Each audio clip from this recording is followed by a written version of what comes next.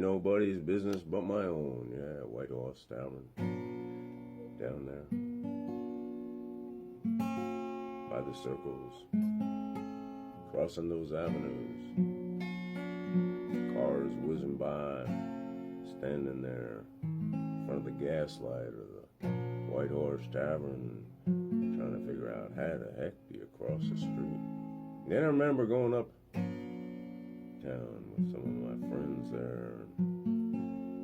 Yeah, we went too far uptown. Way uptown. Way past the park. Then we got down in the subterranean part there, and all of a sudden, there's a whole bunch of fellas following us there.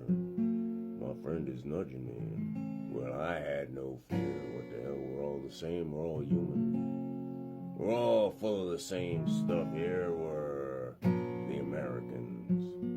We're all looking to make a quick buck any way we can do it, and that's what we did back in them days. Dave Von Ronk. White Horse Tavern and the couch and all those things, looking for change between the pillows and cheap wine and home-brewed liquor as the world appeared to be going up in smoke. And outside the window you'd see them reefer trucks passing and newspaper boys shouting and yelling, "Fake news, fake news, fake news, fake news." Where were we here before I got so off the wall? Man, I must have had a flat tire. I didn't have a flat tire, but I must have had a flat tire. Tell you a story about front page newspapers. A man from Moscow goes up to the newsstand, buys a newspaper, then he glances at the front page, turns it aside, and tosses the whole darn thing in the trash barrel.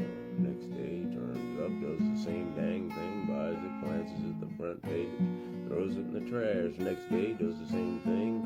News worker is increasingly puzzled, but doesn't say anything. But eventually, a couple of weeks of this went by, and he can't take it anymore.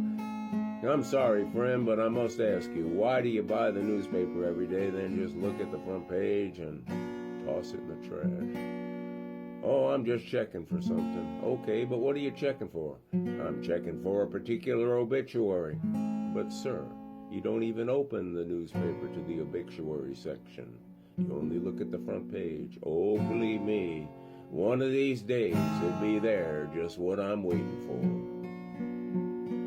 Now, yesterday I was playing some basketball over in Gilman with some wonderful people, and a whole bunch of new people showed up that we'd never encountered before, and they were the nicest people you'd ever want to meet, running on the hardwood floor. Now, they didn't speak any English, and, well, they didn't exactly. They weren't as tall as me, but they ain't as short as my little sister that ain't reached 3, and boy, they were coordinated. And man, they knew the game better than any American. Let me tell you, they beat the Jeepers out of us many a time yesterday. Yeah, they were from across the Rio Grande, and how they could play.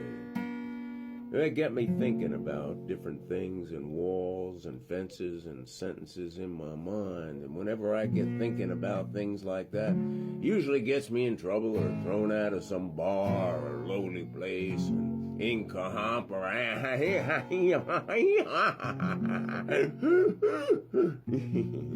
yeah, walls and fences, the alien joyride, incomprehensible fears. The sirens of cop cars and federales on the trail of the subterranean mules.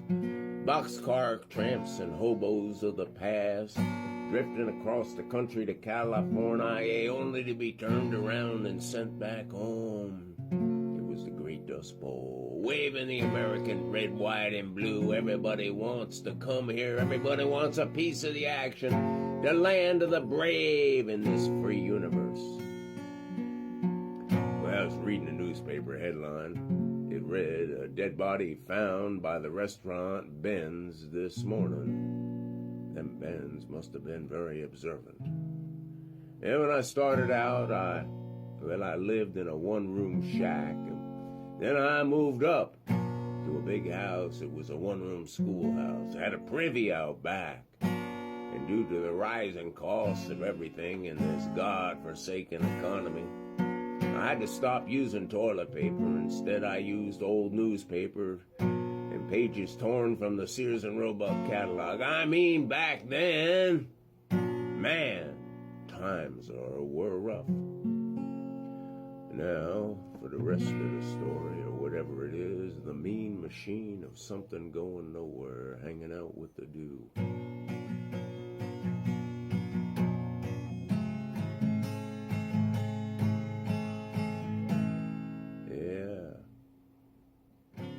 Walls and fences, they stand so tall, blocking out the world we see and never see at all. We're not alone. We got company, aliens in our midst, a sight to see, joyrides of incomprehensible fears as we ride through the night and shed a tear. Cop car sirens, they wail so loud in this federale land, and we're not so proud.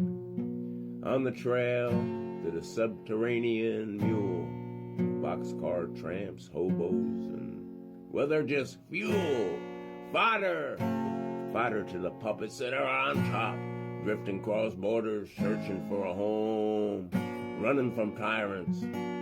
But the welcome mat is never fully shown. Joy rides of incomprehensible fears as we ride through the night. We ride through the night, through the fog and the night, to find that fresh, sweet air. Everybody wants to come here, the land of the brave, in a controlled, free universe. Joy rides of incomprehensible fears, climbing fences, dying in deserts, drowned in the Rio Grande. We shed our tears. Police sirens, and they wail so loud in this fertilized, federalized land. We're not so proud. We got a little guitar here and a little guitar. Walls and fences, they may divide, but deep down we know we're all the same inside. In this land of opportunistic greed, they'll find their way, and all together we'll make a brighter day. We're all just people on this planet, brother. Controlled by the puppet masters, as they might say in Metallica. It's impossible to talk to my mate during breakfast because he still reads the newspaper. One might say he's behind the times. I remember when that used to be a great newspaper. Before the Great Fall. I remember when that newspaper, well, I guess it was always in bed with the government, as the news always has been. That's the way it is in countries. Who really controls these countries? I couldn't tell you. I don't have a clue, but people are guessing.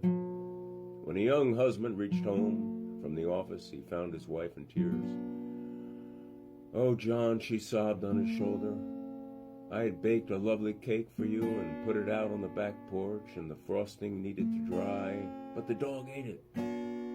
"Well, don't cry," the husband said to his sweetheart. He consoled her tears and gave her a pat on the cheek. "I know a man who will give us another dog."